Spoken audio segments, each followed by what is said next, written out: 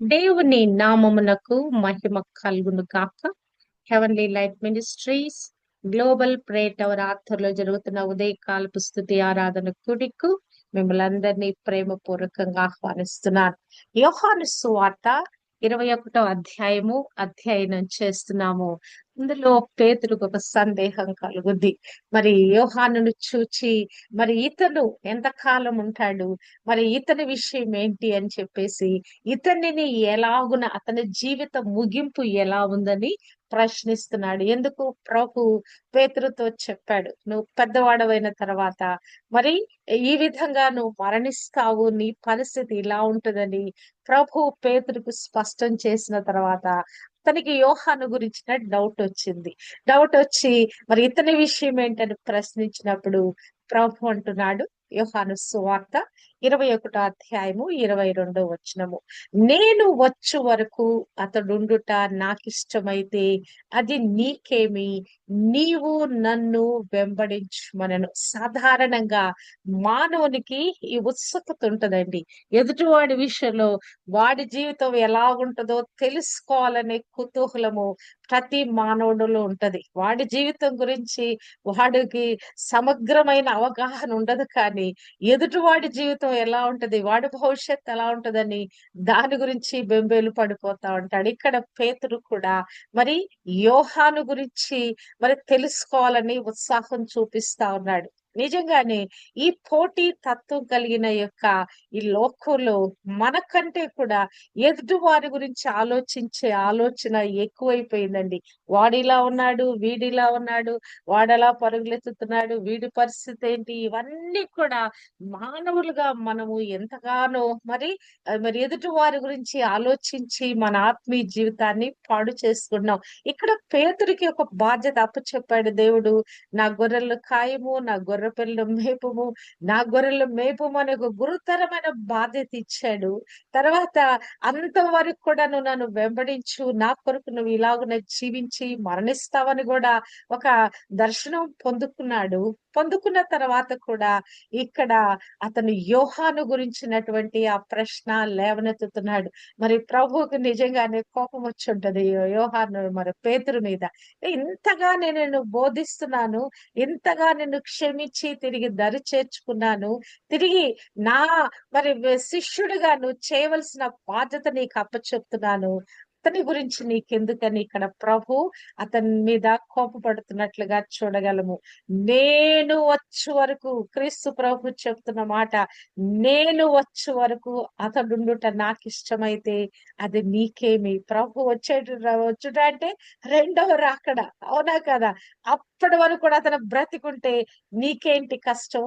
నీవు చేయవలసిన పని, నీవు నన్ను వెంబడించుమనెను.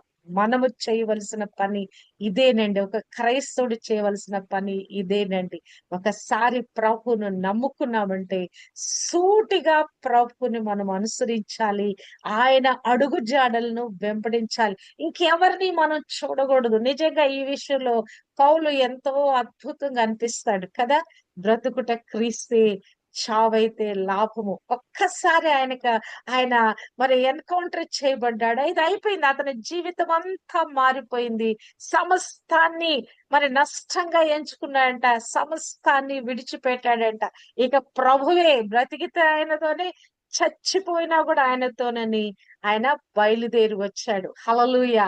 ఆయన కొరికే తన జీవితాన్ని డెడికేట్ చేసుకున్నాడు కదా. భోజనము, పానము మరి ఏమి చేసినా దేవుని మహిమ కొరకే చేయాలని ఆయన తన పత్రికల్లో రాస్తాడు. అంటే అసలు అది ఏమి చేసినా, ఆలోచించినా, మరి ఊహించినా, అసలు అది మాట్లాడినా, ఏమి చేసినా కూడా అది సమస్తము ప్రభు కొరికే జీవించాలనే ఒక తపనతో, తీవ్రతతో పౌలు జీవితం ఉన్నట్లుగా మనం చూడగలం. ఆయనకి ఎవరి గురించి కూడా ఆలోచించడు. ఎవరు ఏం చెప్తాడు?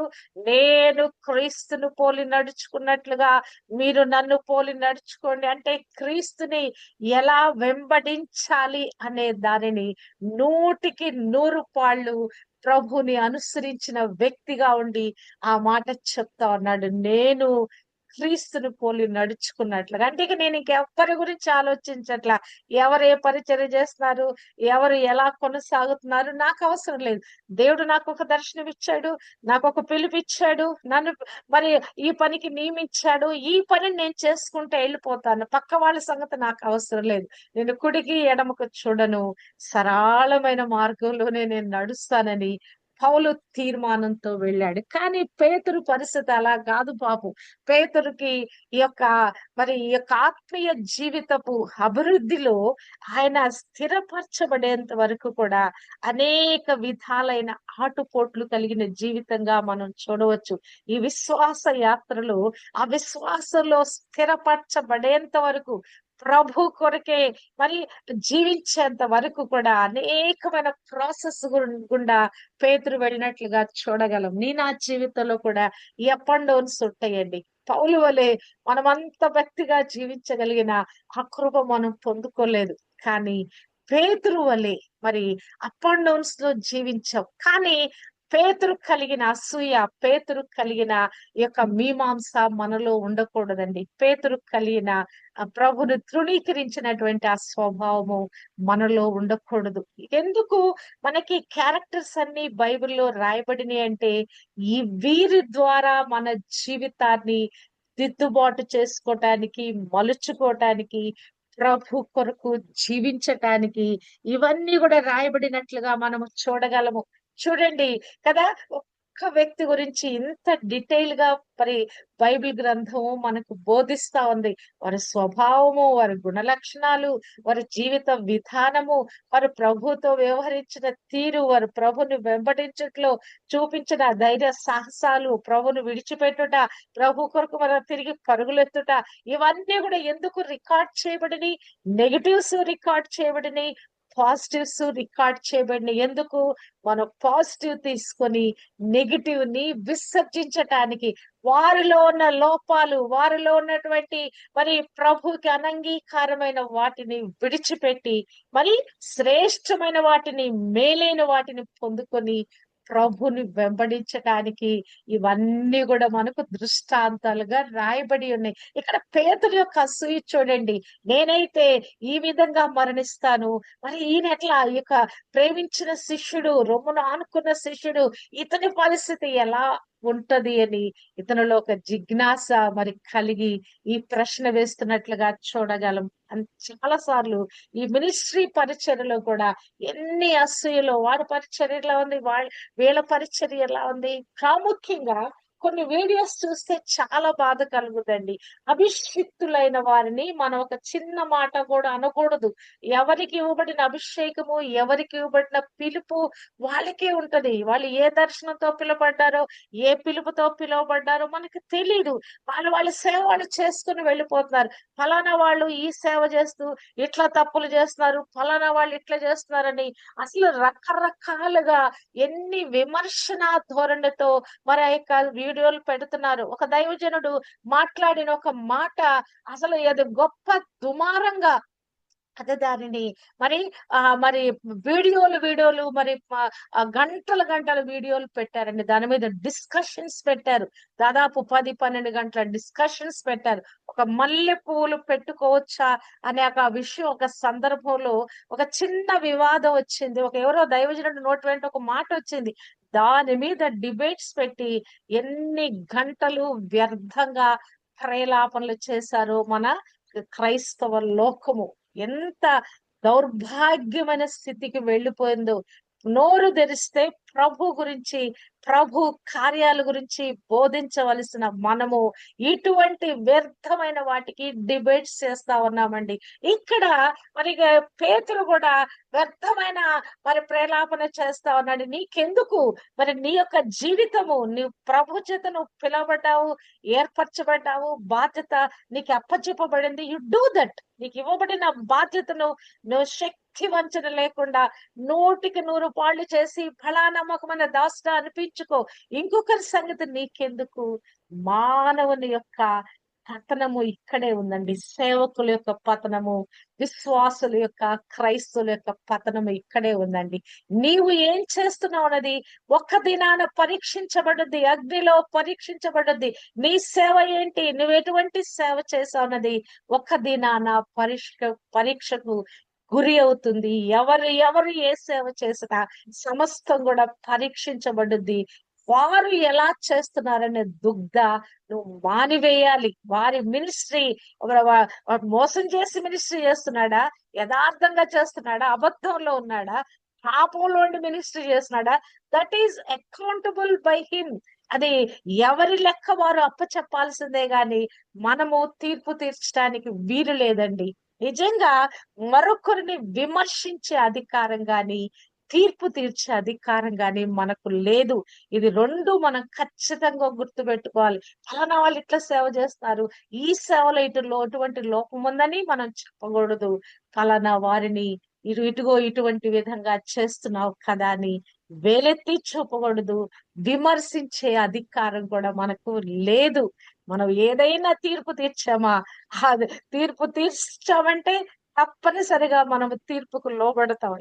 మత్తయి సువార్త 7వ అధ్యాయము 1 వచనాలు, మీరు తీర్పు తీర్చకుడి అని ఖచ్చితమైన ఆజ్ఞ మనకు ఇవ్వబడింది.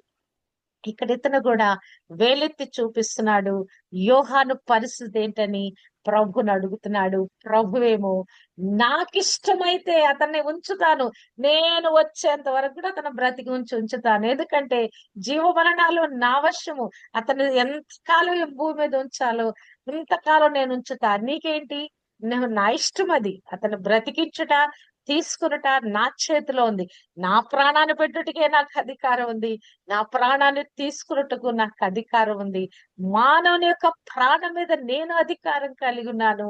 అతన్ని జీవింపచేసే శక్తి కూడా నాకే ఉంది. నా కృపలో అతనిని చిరకాలము జీవింపచేస్తే నీకేంటి? నీవు చేయవలసిన పని, నీవు నన్ను వెంబడించుము. హల్లెలూయా. మనము ఈ పని చేయాలండి. క్రైస్తవులమైన మనము ప్రభుని వెంబడించే ఆ యొక్క కృపలో మనం కొనసాగాలి. ఎదుటి వారి గురించి మనం పట్టించుకోకూడదు, అటు ఇటు చూడకూడదు.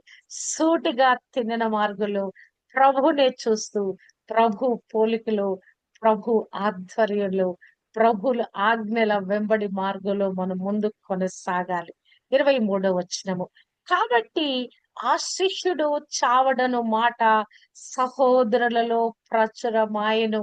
అబ్బా చూడండి, మాటలు ఎంత త్వరగా వక్రీకరించబడతాయో చూడండి. అతడు చావడు అనే మాట ప్రచురమైందంట. ప్రభు ఏం చెప్పాడు? నేను వచ్చేంత వరకు కూడా అతను బ్రతుకుంటే నీకేంటని ప్రభువు పేతురుకి అర్థం చేయటానికి ప్రయత్నించాడు. కానీ ఇక్కడ విన్నవారు దాన్ని ఎట్టి విధంగా రాంగ్ ఇంటర్ప్రిటేట్ చేసుకున్నారంటే, ఇక ఆ శిష్యుడు చావడు, ప్రభు వచ్చేంత వరకు ఆయన బ్రతికుంటాడని అట్టి విధంగా ప్రచురం అయిపోయిందంట. నిజంగానే ఒక మాట ఎదుటి వారికి ఏదైనా ఒక మాట చెప్పామనుకోండి, ఆ డిట్టో తీసుకుని వెళ్ళి మళ్ళా వేరే వాళ్ళకి చెప్పేటప్పుడు ఏదైనా విషయం సందర్భంలో ఈ మాట చెప్పరండి. దానికి ఏదో యాడ్ చేసి, లేకుంటే అందులో ఉన్నది ఏదో మార్చివేసి చెప్పేస్తారు. మళ్ళీ అక్కడి నుంచి ఇంకొక నోటికి వెళ్ళేటప్పటికి అది మళ్ళా ఆ మాట యొక్క రూపు మారిపోద్ది. మళ్ళా ఇంకొకళ్ళ దగ్గరికి వెళ్ళిపోయేటప్పటికి అది ఇంకా మారిపోద్ది. ఎవరు ఆ మాట మాట్లాడారో వాళ్ళ దగ్గరకు వచ్చేటప్పటికి చిలవలు, పలవలు అన్ని యాడ్ చేసేసి మరి చక్కగా మసాలా మరి అంతా కూడా దట్టించేసి మరి ఆ మాటలను మార్చివేసి మరి తీసుకొస్తారు కదా. మన మాటలు ఎంత భద్రంగా ఉండాలో, మాటలాడుటకు నిదానించువారుగా ఉండాలి. మన మాటలు కొద్దిగా ఉండాలి. ఈ భూమి మీద మానవులు ఏమనుకుంటున్నారంటే, మా నాలుకల ద్వారా మేము సాధించదము అనుకుంటున్నారు. హల్లెలూయా. మాకు నోరుంది, నాలుకుంది, నరం లేని నాలుకుంది, దానితో ఏదైనా మేము మాట్లాడగలము, ఏ వదంతైనా పుట్టించగలము, ఏదైనా మా నాలుక ద్వారా మేము చేయగలము, మా నోటి మాటల ద్వారా మేము తిప్పి వేయగలము అనుకుంటున్నారు. పాపం క్రీస్తు ప్రభుని మరి ఆ యొక్క సిలువకు అప్పజెప్పిన వాళ్ళు కూడా అనేకమైన సాక్ష్యాలు తీసుకొచ్చారంట. ప్రభు మీద నేరారోపణ మోపటానికి అనేక మందిని తీసుకొచ్చారంట.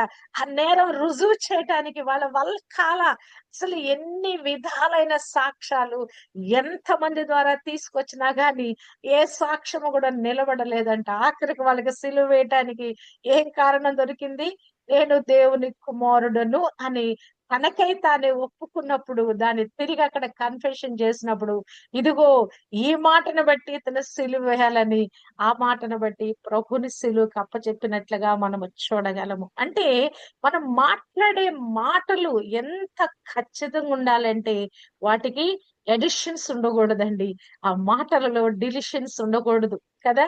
మీ మాట అవునంటే అవును, కాదంటే కాదు. దీని నీకు మించి పుట్టినది అది దుష్టు నుండి పుట్టినది. నువ్వు యాడ్ చేసావా, డిస్ట్రాక్ట్ చేసావా, 2 కూడా దుష్టు నుంచి పుట్టినవే. మీ మాట సూటిగా ఉండాలి. అది సింపుల్‌గా ఉండాలి.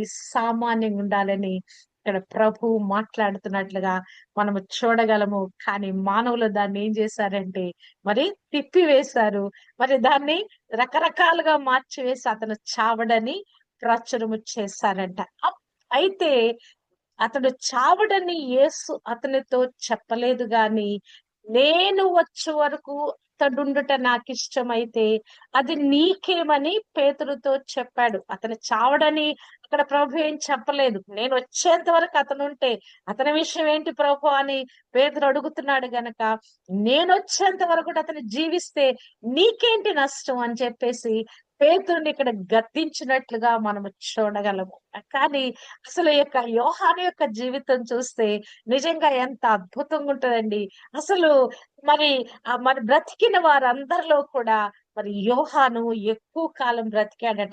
మరి క్రీస్తు శకము 100వ సంవత్సరం వరకు కూడా ఆయన బ్రతికాడట. మరి అంతకు ముందు మరి ఆయనను తీసుకుని వెళ్ళి ఆ యొక్క వేడి వేడి నూనెలో మరి ఆయనను వేసి మరి చంపటానికి ప్రయత్నించారు. ఎంతగానో మరి పద్మాసు దీపంలో ప్రవాసానికి పంపించారు. మరి అతనిలో మరి మరుగుతున్న నూనెలో ముంచినా కూడా అతనికి ఏ మాత్రము హాని కాలేదట. అమర వీరుడుగా మరి ఆయన మరణించలేదని అందరూ హతసాక్షులయ్యారు గాని మరి అలా బ్రదరు యాకోబు మొట్టమొదటిగా హతసాక్షి అయ్యాడు.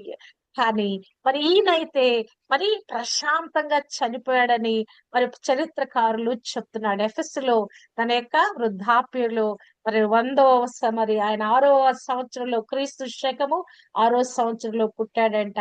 మరి 100వ సంవత్సరంలో చనిపోయాడంటే అంటే 94 సంవత్సరాలకి ఆయన చనిపోయాడంట. మరి అంటే ప్రభు చెప్పిన మాట యొక్క ఉద్దేశం వేరు, మానవులు దాన్ని అర్థం చేసుకున్న తీరు వేరు. నిజంగానే ఏదైనా ఒక మాటను చక్కగా అర్థం చేసుకుంటే దాని ప్రతిఫలము అద్భుతంగా ఉంటది. దాన్ని గనక మనము మరి వేరే రీతిలో రాంగ్ రీతిలో మరి దాన్ని మనం అర్థం చేసుకున్నామా, దాని యొక్క ప్రభావము తీవ్రంగా ఉంటది. ఇక్కడ అతను చావనే చావడనేటువంటి ఆ విషయము ప్రచురమైందంట. కానీ ప్రభు యొక్క ఉద్దేశం అది కాదు. ప్రభువు మరి అదే ఉద్దేశం కలిగి ఉంటే ఇప్పటి వరకు కూడా యోహాను బ్రతికుండేవాడు. ఆ మాట ఆ ఉద్దేశంతో ప్రభు ఆ మాట పలికితే అతను ఆ 100వ సంవత్సరంలో చనిపోయేవాడు కాదు కదా! అతను మరి అతని గురించిన మరి నిజంగా యోహాను ఒక ప్రత్యేకమైన జీవితం కలిగి ఉన్నాడు.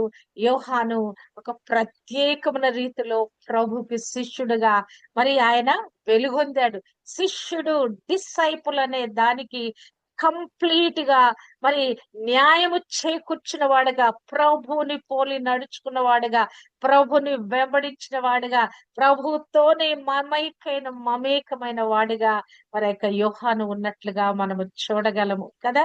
అతను ఎంతగా తన జీవితాన్ని దేవునికి ఇచ్చి వేశాడంటే మరి ఆ యొక్క ప్రభుతోనే ప్రభు కొరకే జీవించటానికి ఆ జీవితాన్ని సమర్పించుకున్నాడు.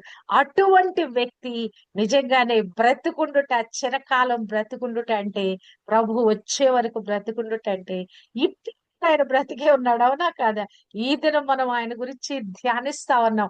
యోహాను, శిష్యుడైన యోహాను, అపోస్తులైన యోహాను గురించి ఈ దినము కూడా మనము ధ్యానిస్తున్నామంటే నిజంగానే ఆయన ఎంత ధన్యుడు.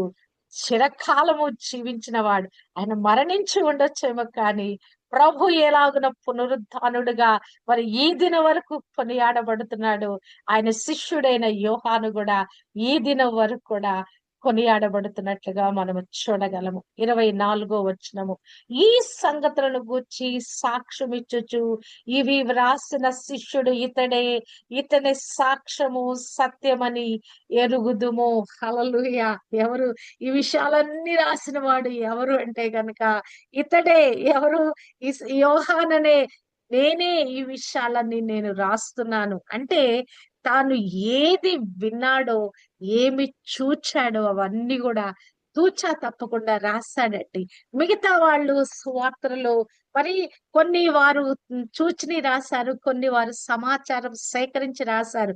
లూకా అనే వైద్యుడైతే ఆయన లేడు. వీడు మరి అయ్యో ప్రభు మరి పరిచర్య చేసిన కాలంలో ఆయన లేడు. కానీ ఆయన తర్వాత ఆ చరిత్రనంతటినీ సంగ్రహించి తర్వాత రాస్తాడు ఆయన. అపోస్తుల కార్య సమయంలో ఉన్నాడు ఆయన. అపోస్తుల కార్యాలంటే ఆ శిష్యులు ఆత్మ విస్ఫోటన పొంది తర్వాత ఆ యొక్క శిష్యులు విస్తరించిన ఆ సమయంలో ఆయన కూడా శిష్యుడిగా చేయబడ్డాడు. ఆ తర్వాత ప్రయాణాలన్నిటిలో ఆ యొక్క అపోస్తుల యొక్క ప్రయాణాలన్నిటిలో ఆయన ఉన్నాడు. ఆ విషయాలన్నీ కూడా చేస్తాడు. కానీ ఇక్కడ యోహాను తన అనుభవంలో నుంచి ప్రభుని మరి కన్నులారా చూచి, చేతులారా తాకి, మనసారా ఆయనతో కలిసి జీవించి ఈ విషయాలన్నీ కూడా ఆయన రాశాడు. అందుకే ఇక్కడ ఈయన ఖచ్చితంగా చెప్తున్నాడు. ఈ సంగతులను గురించి సాక్ష్యమిచ్చుచు ఇవి వ్రాసిన శిష్యుడు ఇతడే, నేనే.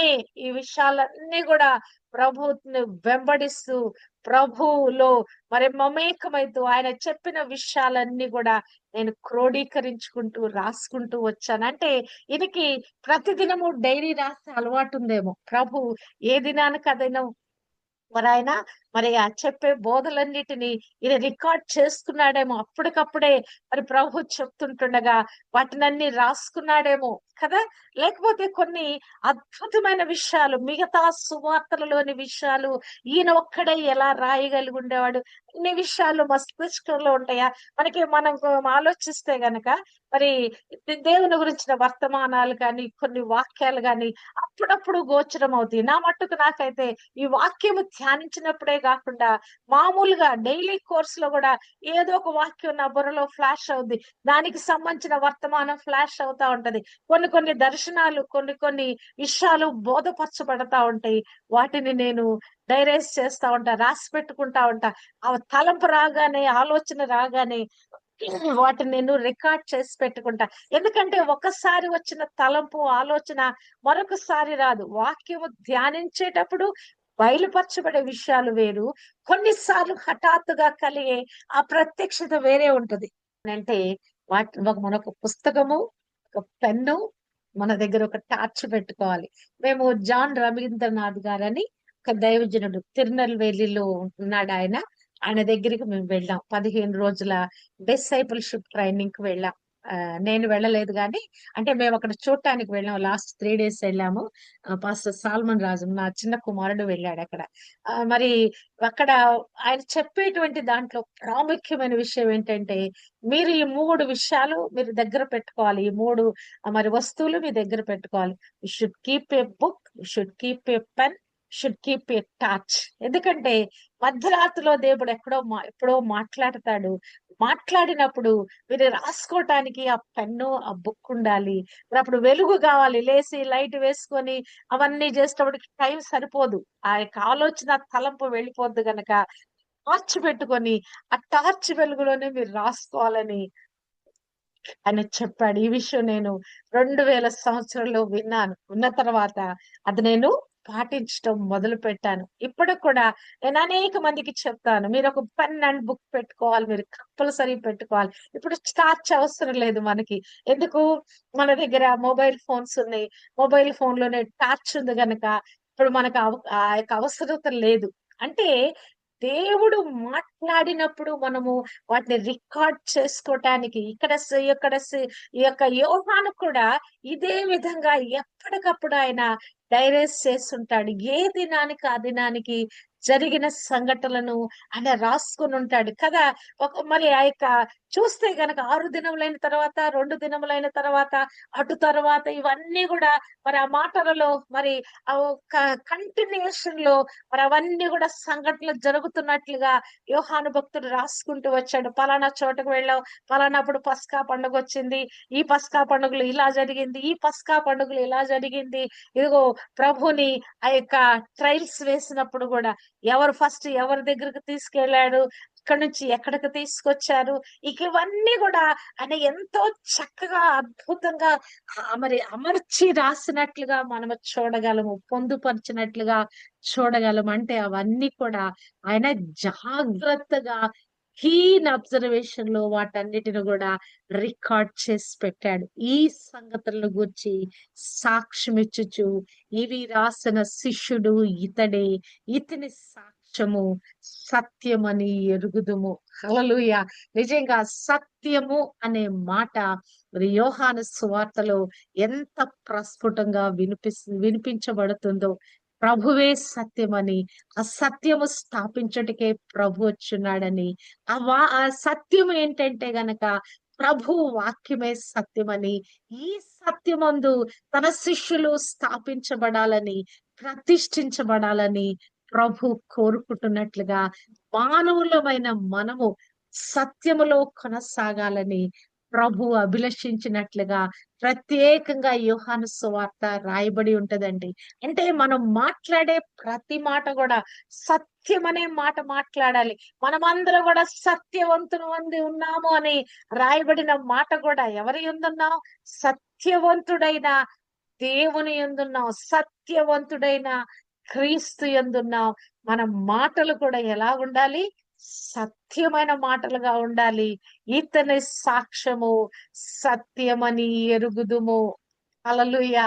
అంటే యోహాను చూచిన వాటిని, కన్న వాటిని, అందులో ఇక ఏమీ ఎడిషన్స్ లేకుండా ఆయన ఉన్నది ఉన్నట్లుగా రాశాడు. ఆ గుండె మీద చేయి వేసుకున్నప్పుడు మరి ఆయన ఖచ్చితంగా ఏమి చూచానో, దేన్ని తాకానో, దేన్ని నేను అనుభవించానో, దాన్ని మాత్రమే నేను రాశాను అని ఆ గుండెల మీద చేయి వేసుకుని చెప్పినప్పుడు అది ఖచ్చితంగా సత్యంగా ఆయన చెప్పినట్లుగా రాసినట్లుగా మనము చూడగలము.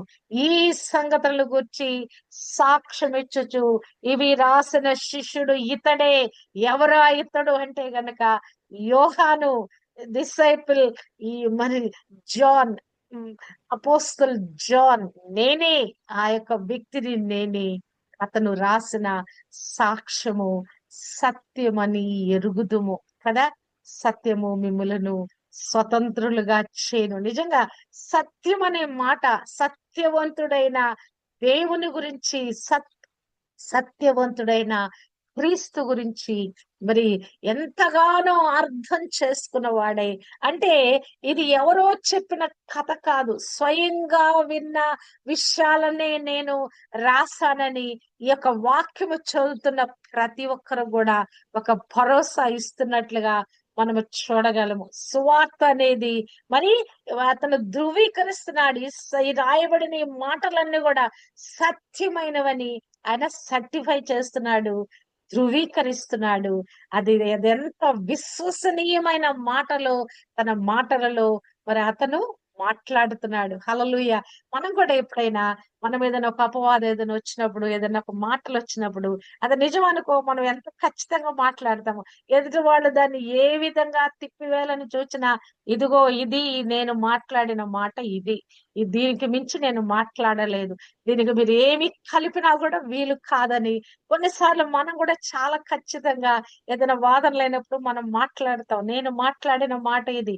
నేను చెప్పిన మాట ఇది. ఇది ఇంతకు మించి నేను మాట్లాడలేదు. ఇంకా మీరేమైనా యాడ్ చేస్తే ఇక మీ ఇష్టం అని చెప్పేసి కొన్నిసార్లు మనం మాట్లాడతాం కదా. అంటే అది సత్యమైతే ఎంత ధాటిగా, ఎంత ఖచ్చితంగా మనం మాట్లాడతామో అదే విధంగా ఇక్కడ యోహాను కూడా నేను రాసిన విషయాలన్నీ కూడా ఖచ్చితమైనవి, సత్యమైనవి, అవన్నీ కూడా జరిగినవి, వాస్తవంగా జరిగిన విషయాలను నేను రాస్తున్నాను ఇవన్నీ కూడా. మరి సత్యవంతుని గురించి రాయబడిన మాటలు, ఆ సత్యవంతుని గురించి నేను రాసి ఉన్నాను. రాసిన వ్యక్తిని ఎవరంటే నేనే.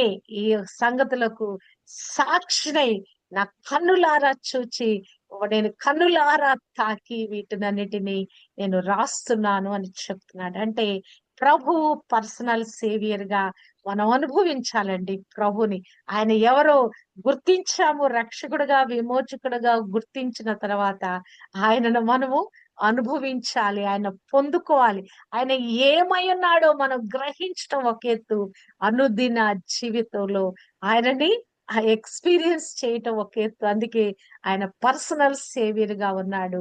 ఆ ప్రభువుని మనం పొందుకున్న తర్వాత ఆయన ఏమై ఉన్నాడో మనము ఖచ్చితంగా మనము చెప్పగలము. నేనొక చిన్న సాక్ష్యం చెప్తాను. ఏంటంటే, నాకు సిక్‌నెస్ కలిగింది. గైనిక్ ప్రాబ్లమ్ కలిగినప్పుడు నాకొక మీమాంస కలిగింది. దేవుడు నాకు స్వస్థత వరం ఇచ్చాడు. ప్రార్థన చేస్తా ఉంటే దేవుడు అద్భుతాలు చేస్తా ఉన్నాడు. నేను సిక్‌నెస్ అయ్యి నేను హాస్పిటల్‌కి వెళ్ళాల్సొచ్చింది. నాకిది చాలా అవమానకరంగా అనిపించింది. ఏంటి ప్రభువా! మరి నేనిప్పుడు హాస్పిటల్‌లోకెళ్ళి నేను ఆపరేషన్ చేయించుకోవాలా? నేనేం చెప్తున్నాను? నువ్వు బాగు చేయి దేవుడు, స్వస్థపరచువాడు అని చెప్తున్నాను. నీకు ఎటువంటి అనారోగ్యమైనా బాగైపోద్ది. యేసు నామములో ప్రార్థన చేస్తే అది స్వస్థపరచబడుద్దని నేను ప్రకటన చేస్తున్నాను. ఇదేంటి నేను ఆపరేషన్ చేయించుకుంటే రేపు ప్రజలకు నేనేం చెప్పగలను? వారి విశ్వాసంలో ఎలా బలపరచగలనని నాకు చాలా పెద్ద సందేహం కలిగింది. లేదు ప్రభువా! నేను ఎట్టి పరిస్థితిలో ఆపరేషన్ టేబుల్ ఎక్కను. ఖచ్చితంగా చేపించుకోను. నన్ను బాగు చేయాల్సిందే, నన్ను ముట్టాల్సిందే, నన్ను స్వస్థపరచాల్సిందని ఇక ఆయనతో పోరాడాను. ఎంత పోరాడానంటే చాలా పోరాటం చేశాను. ప్రభు నా విశ్వాసాన్ని కనపరిచి ఆపరేషన్ టేబుల్ దాకా వెళ్ళిన నా ఆపరేషన్ క్యాన్సిల్ చేసి నన్ను స్వస్థపరిచి తన సాక్షిగా నన్ను నిలబెట్టుకున్నాడు. ఎలా నేను చెప్పగలను ఈ విషయాన్ని? ఇప్పుడు ప్రభు స్వస్థపరచువాడు, బాగు చేయువాడు కదా! ఎటువంటి అనారోగ్యమైన ఆయన ముట్టి మరి బాగు చేయవాడు నేను ఎలా చెప్పగలను?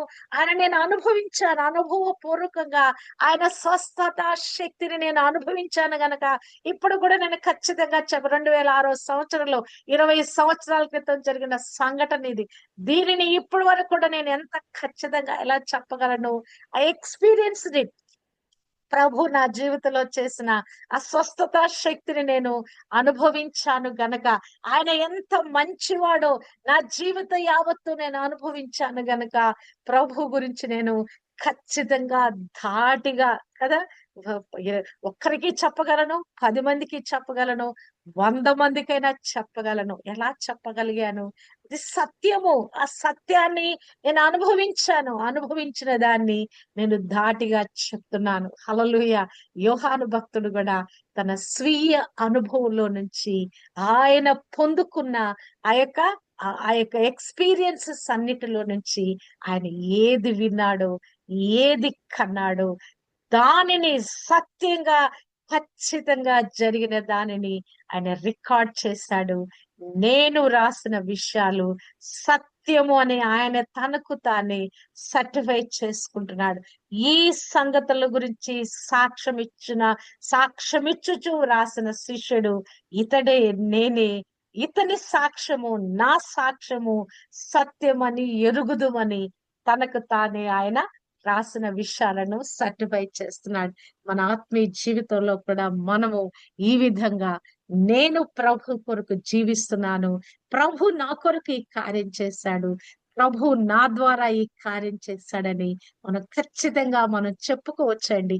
అనుభవించిన వాటిని, పొందుకున్న వాటిని ప్రభు నామములో, ప్రభు సువార్త పరిచర్యలో ఈ విధంగా సత్యంగా ఉన్న వాటినే చెప్పాలి. మళ్ళా లేని వాటిని మనం చెప్పకూడదు. జరగని వాటిని మనం చెప్పకూడదు. ఏది మనం పొందుకున్నామో, ఏది మన ద్వారా దేవుడు కార్యం చేశాడో దాన్ని మనము స్పష్టంగా చెప్పగలగాలి. సత్యమన్న దాన్ని మాత్రమే చెప్పగలగాలి. ఇక్కడ యోహాను చెప్పినట్లుగా గుండెల మీద చెయ్యి వేసుకొని, నా దేవుడు ఈ విధంగా నా పక్షాన కార్యం చేశాడు. ఈ విధంగా నన్ను వాడుకున్నాడు అని యోహాను ఎలాగున ఈ యొక్క 21 అధ్యాయాలు రాయటానికి ఏమేమి విషయాలు పొందుపరిచి, ఇవన్నీ సత్యమని ఆయన ఘంటాపథంగా చెప్తున్నాడు. మనం కూడా అట్టి విధంగా చెప్పటానికి దేవుడు తన కృప మనకు అనుగ్రహింప చేయును గాక. మనమందరం కూడా సత్యములో ప్రతిష్ఠించబడిన వారమై సత్యవంతుడైన ప్రభుని సత్యంగా ప్రకటించుదుము గాక. అట్టి కృప దేవుడు మనకు అనుగ్రహింప చేయును గాక. ఆమేన్.